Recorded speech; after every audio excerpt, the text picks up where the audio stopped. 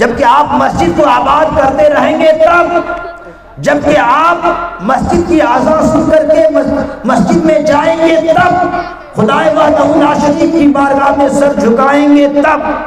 और अगर आपने नमाज को छोड़ करके सिर्फ जलसा सजा लिया और कहा कि मेरा काम हो जाएगा, तो इससे कुछ होने वाला नहीं है। नमाज फर्ज है।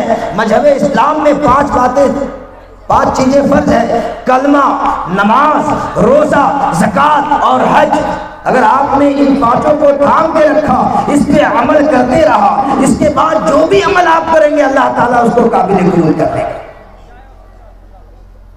और नमाज को बालाए ताक रख दिया जाए और कहे हम सब कुछ करते रहेंगे, तो अल्लाह ताला खुश कर देगा, अल्लाह ताला आपको पकड़ लेगा और फरिश्तों की हम पर बरसने लगेगी।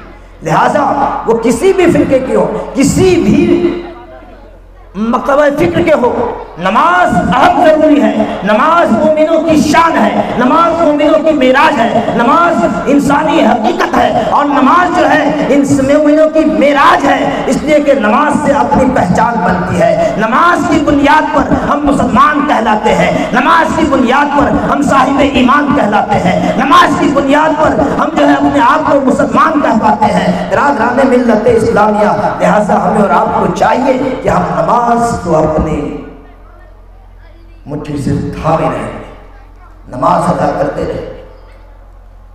आज हम लोगों पे उंगलियां इसीलिए उठाई जाती हैं कि हम जलसा तो कर लेते हैं, जुलूस तो कर लेते हैं, पैदाइश नबी मना लेते हैं, पैदाइश औलिया मना लेते हैं, लेकिन जब नमाज से दूर होते हैं इसीलिए हम पे उंगलियां उठाई जाती हैं। ऐ मेरे मिल्लत के नौजवानों, ऐ मेरी मिल्लत के माँ बहनों, अपने आप को पहचानो कि अल्लाह ने हमें मुसलमान बनाया है, अल्लाह ने हमें ईमान वाला बनाया है, अल्लाह ने हमें ईमान वाले घरों में पैदा किया है। और ईमान वाले घरों में पैदा करने का मकसद ही होता है कि हम अल्लाह की वहदानियत के साथ साथ उसके हुक्म की बजाआवरी करें, उसके हुक्म की फरमा बरदारी करें, खुदा की बारगाह में सर झुकाते रहें। फिर जो है जो भी इबादत हम करते हैं सब काबिल कबूल हो जाए। कल शबे बारात, क्योंकि वक्त कम है और वक्त ज़्यादा भी है, मजमा भी कम है और मेरी तकरीर ऐसा मजमा में नहीं होती है। मैंने कहा ना कि तकरीर की नहीं जाती है, तकरीर कराई जाती है। आप बेदार होंगे तो मौलाना का दिल भी बेदार रहेगा और आप सो जाएंगे तो हम तो पहले कमल होकर सो जाएंगे और कटपिस मार देंगे। अगर पूरा फायदा लेना है तो आपसे मैं गुजारिश करूँ, जो नौजवान हमारे भाई पीछे, अगर 5 भी है तो आगे आ जाइए, आ जाइए, खुदा के लिए आ जाइए, नबी की मोहब्बत में आ जाइए, साहिब मज़ार की निस्बत से आ जाइए। अगर आपको साहिब मज़ार से निस्बत है तो कसम खुदा की आप यहाँ आ जाइए, क्योंकि इनके ऊपर जो रहमतों की बारिश हो रही है उसका छींटा आप पे मिलने वाला है।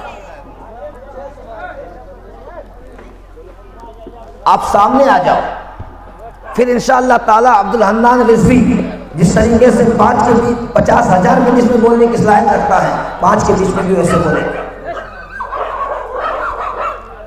तो मैं अर्ज ये कर रहा था कि हम अपने आप को पहचानें, हम क्या हैं, हमारी हकीकत क्या है।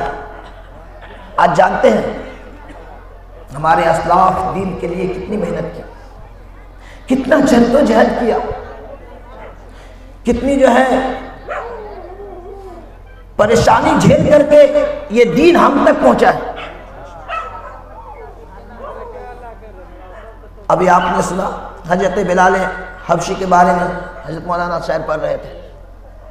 वो बिलाल हबशी जब इस्लाम कबूल किए थे, न जाने कितनी जुल्म और सितम उन पे की गई, कितने उन पे हम्बर बरसाए गए।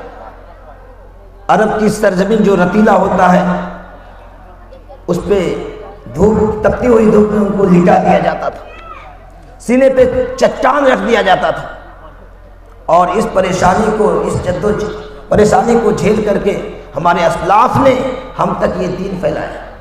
आज हमको दीन मुस्तफ़ा से मोहब्बत सिर्फ जुबान तक रह गई है।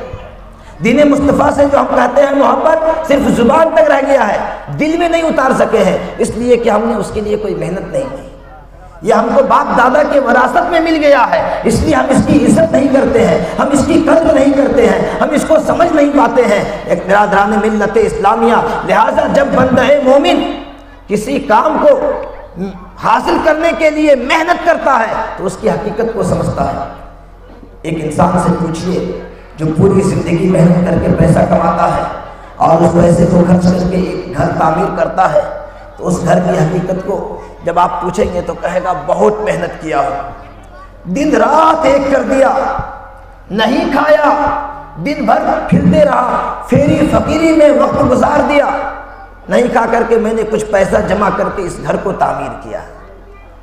और उस घर में कोई अगर कोई खरोच मार दे, कोई दीवार में धंस दे, तो ना जाने उस साहिब मालिक, साहिब मकान का क्या तेवर होता है। यूं लगता है कि उसका सामने वाले को खून पी जाएगा, क्यों कि मेहनत करके उन्हें बनाया था। और अगर कहीं से मिल जाए फोकट का पैसा, एक आलीशान महल बना लीजिए, उसमें जितना चिरचिरी पार दे, जितना उसमें खरोच आ जाए, जाने दो, मेहनत थोड़ी किए थे, ये तो ऐसे ही मिल गया था।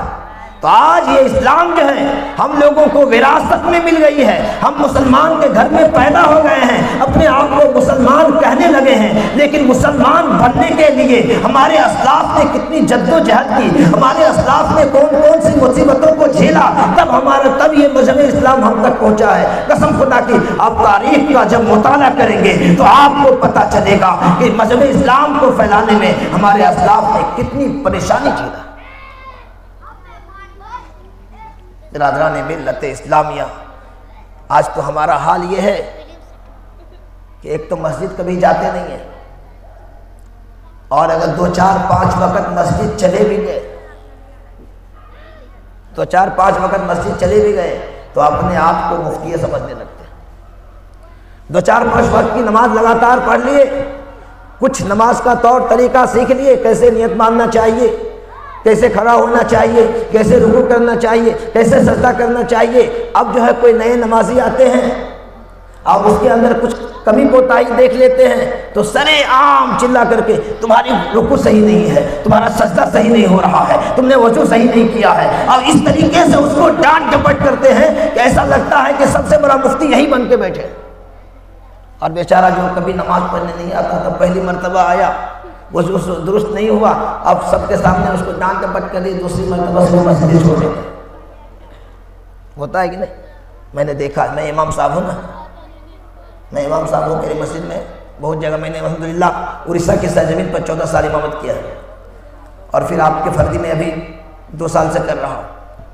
तो हमने बहुत सारे लोगों से जो है साबका पड़ता है, बहुत सारे लोगों से मुलाकातें होती है, ऐसा महसूस होता है कि बहुत बड़ा मुफ्ती इमाम साहब वही बैठ के बने हुए हैं, 5 वक्त की नमाज नहीं पढ़ ली है कि मेरा कद्दू में तीर मार दिया। अब बेचारे जो नए नमाजी आए, अब उसकी नमाज दुरुस्त नहीं हो रही है या कुछ कमी है, तो अब उसको सरे आम लोगों के सामने नंगा करना शुरू कर दिए। अब बेचारा दूसरी मरतबा से नजर ही नहीं आते। तो बिरादरान मिल्लत इस्लामिया, इस्लाह होनी चाहिए, लेकिन तौर और तरीके से होनी चाहिए। इस्लाह होनी चाहिए, सलीके से होनी चाहिए। अगर आप सलीके से किसी का इस्लाह करेंगे तो यकीनन आपका नवाबाई भी होगा, आपका नाम भी होगा, और सामने वाले की इस्लाह भी हो जाएगी, और वो फिर नमाज पंजगाना में हाजिर भी रहेगा। और जितना सजदा वो करेगा, कसम खुदा की, एक एक सजदे के एवज में आपको नेकियां मिलता रहेगा। एक सजदा जिसे तू गिरा समझता है, 1000 सजदे से देता है आदमी को निजात। हजरत इमाम हसन हुसैन, नाम सुने हैं? इमाम हुसैन रज़ी अल्लाह ताला अन्हु कम सिन उम्र में थे, छोटा, लमसम 10 साल या 8 साल की उम्र। मस्जिद नबवी में नमाज अदा करने के लिए तशरीफ ले गए, और क्या देखते हैं कि एक